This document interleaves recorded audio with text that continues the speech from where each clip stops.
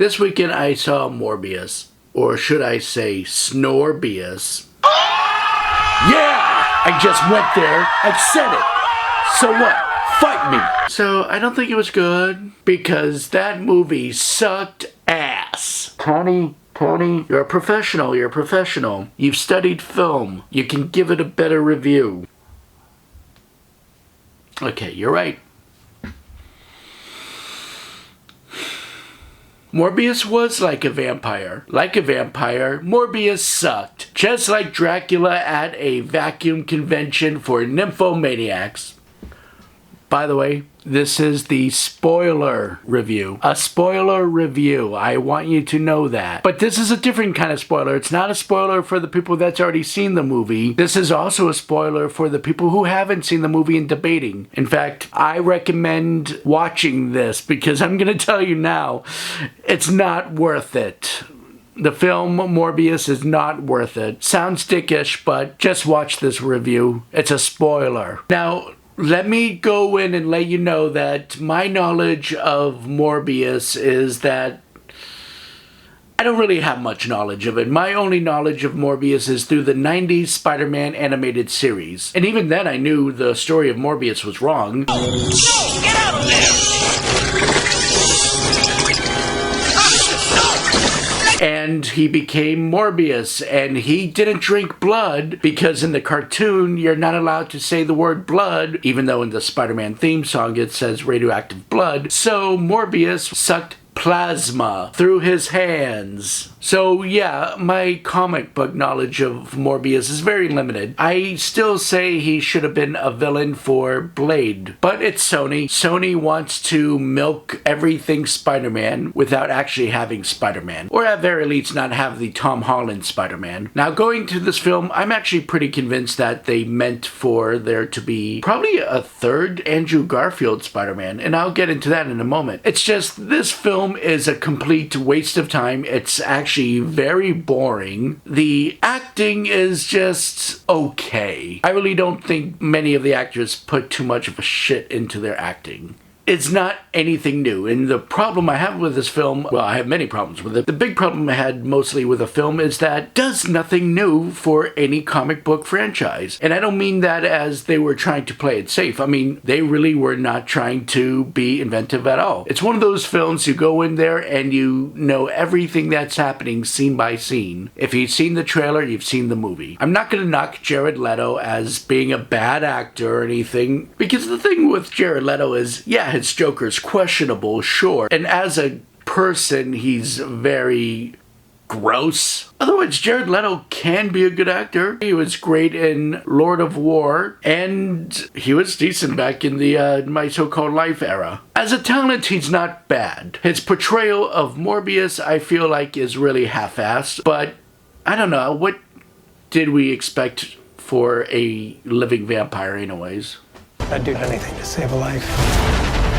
But I don't know what I'm capable of. I mean, he's not Dracula. Is he gonna just go around and be like, blood, I want to suck your blood. Blood, I want to suck the soul out of the franchise. Blood. No. So he's just there. And then you had like Tyrese as a cop. You know, it's, at this point, Tyrese is Tyrese. I'm not going to say he's a bad actor. I'm not going to say he's a good actor. He's there. And he's actually the most sympathetic character, too. You save lives. You don't take them. The other cop, though, or other agent, whatever, is Al Madrigal. And I feel like he was trying to be the funny guy, but he really just kind of came off as more of a dickish asshole. And the bad guy, the antagonist of the film, is played by Matt Smith, who I'm gonna just say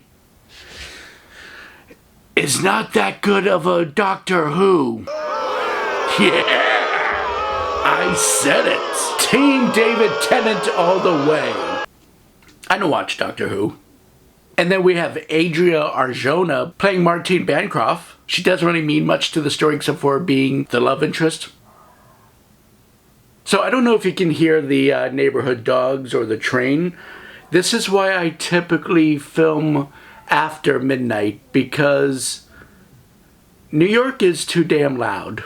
And pet owners in New York are too f***ing stupid to take any responsibility. Still, I love dogs. I really do. That's why I'm actually really mad at the owners, not the dogs. So the film is really dark. It's gross. It's not even nice to look at. It's not even like nice vampire darkness. It's just dark and blue. There are kind of cool elements that they try, and if they did it correctly, it would have been great. Like whenever Morbius moves, there's like this, I don't know what you would describe it as. It's kind of like a debris or some kind of essence that comes off. Kind of a mix of Quicksilver and Nightcrawler, but it just seems like the effects were not finished. And when it came to the fighting scenes, it's just so blurry and you don't really understand what's going on. And I feel like when both vampires are flying in there and fighting each other, I feel like they just took the camera with them and just knocking the camera around, because you don't really get a good look at too much unless they want to slow down the fight, but it's really just disjointed. The film starts off right away with Michael Morbius getting off the helicopter in his crutches, going to a bat cave, putting his hand up, and then the vampire bats come swarming towards him. First of all, I kind of resent the fact that they make vampire bats the most dangerous things ever, because scientifically, vampire bats are actually pretty good to humans. They would only attack if they felt like they were in danger. The only bad thing that you could get from a vampire bat is rabies. They pretty much still have that same vampire bat logic that they had decades ago. And the film cuts to the childhood of Michael Morbius. Again, it's nothing new. The only part that kind of raised my eyebrow, that made me kind of gasp a little bit, was when kid Michael Morbius got sent off to a school for special kids like him in New York. And it's like, oh, cool. Could that be the Xavier Institute? And then I realized, well, no,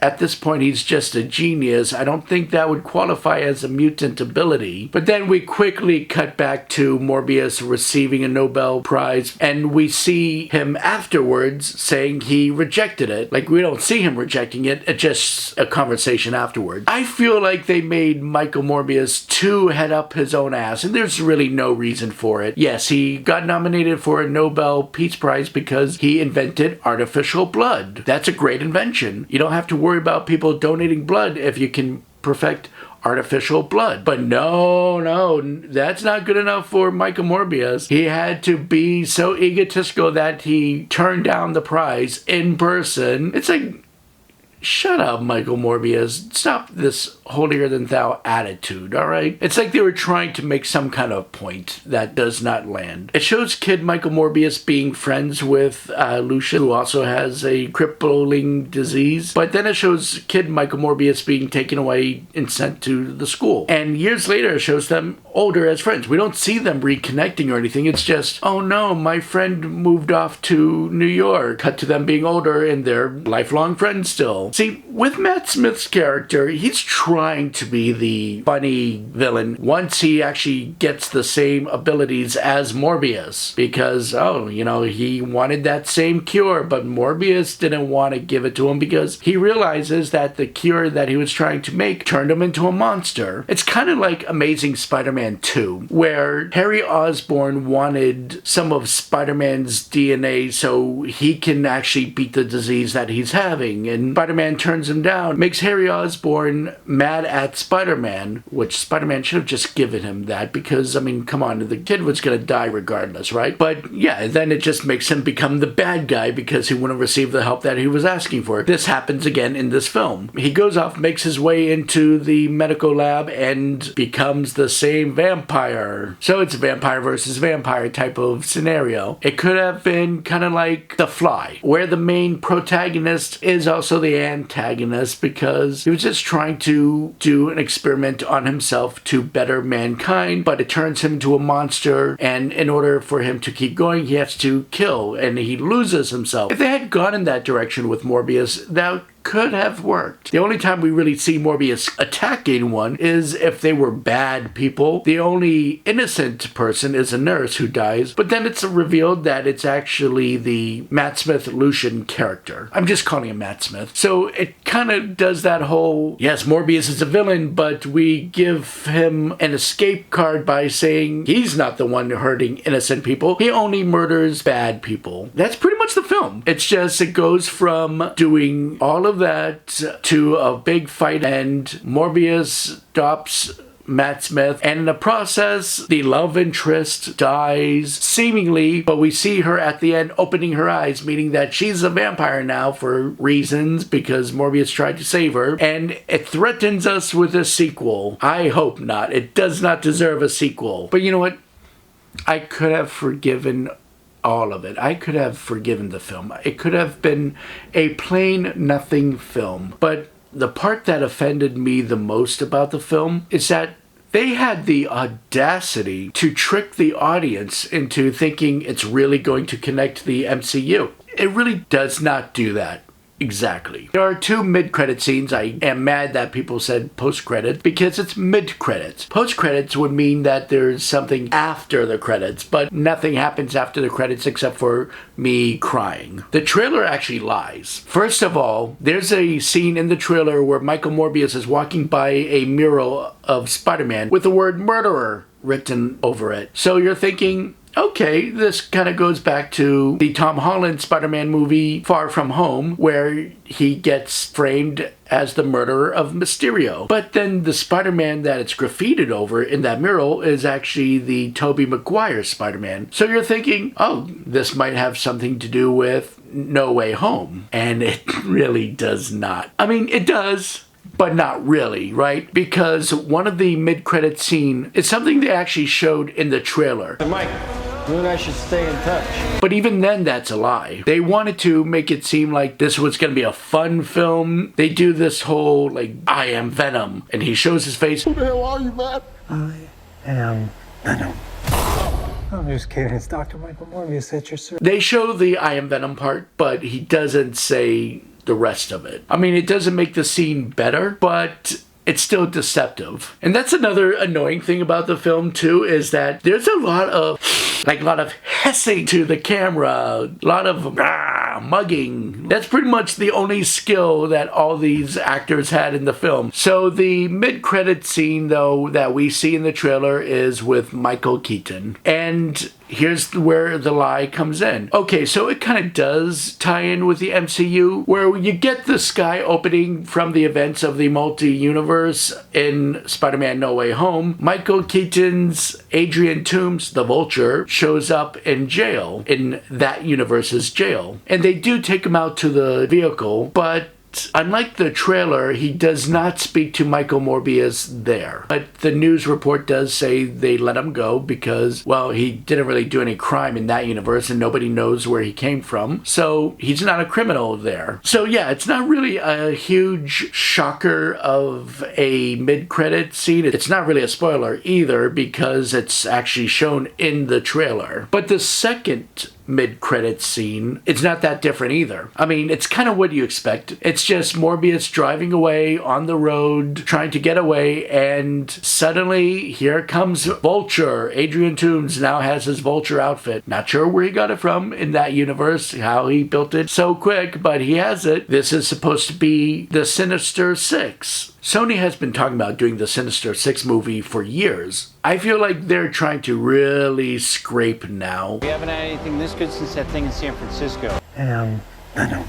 This is supposed to be the same universe as Venom and Morbius, and now you have Vulture. Okay, now, yes, I get it. The Sinister Six is supposed to be interchangeable. They've had different members throughout the years. But in the world of the film, what would make someone like Adrian Toomes watch a news report, hear about Morbius, and be like, yeah, that guy who is unhinged and cannot control his bloodlust, he needs to work with me. I fully trust him. So I don't know if they're really wanting to do a Sinister Six movie in the sense where it's just going to be another villain movie where it'll be like Suicide Squad, where it's just all bad guys, but they end up saving the day. Or, and I kind of hope this happens, but doubt it. Maybe they're going to give Andrew Garfield his Amazing Spider-Man 3. That's the only logical conclusion from that I can see that Sony would try to do. I think that's why they did the reshoots, because they saw what was happening in the MCU and they wanted to try to slightly go parallel to that, but still be able to back away if they were allowed to. I'm sorry, but Sony just needs to stop. I mean,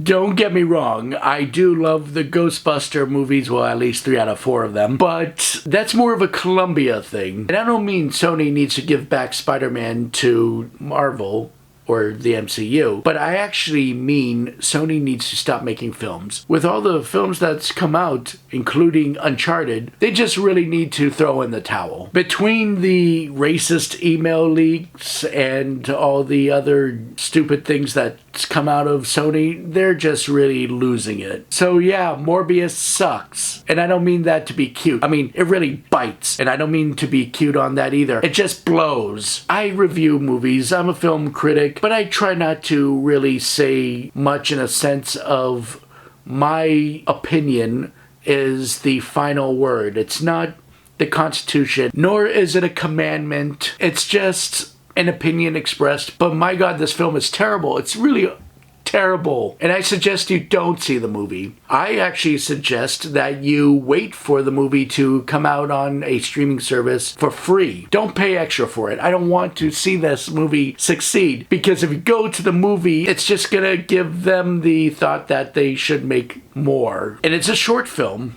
It's only like an hour and a half. If I had to rate this film, I would actually give the film a 3 out of 10. And I think I'm being generous. I'm closer to 2 than I am 4. It gets the grade that it gets because it exists. It mentions Spider-Man and it has Michael Keaton in it. That's pretty much the only deciding factor. I am Anthonix Maximus. This is Anthonix Maximus Matinee. Try to say that few times. Please like, subscribe, ring the bell, share, and be on the lookout for some more videos. Now if you excuse me, I'm gonna set my eyeballs on fire.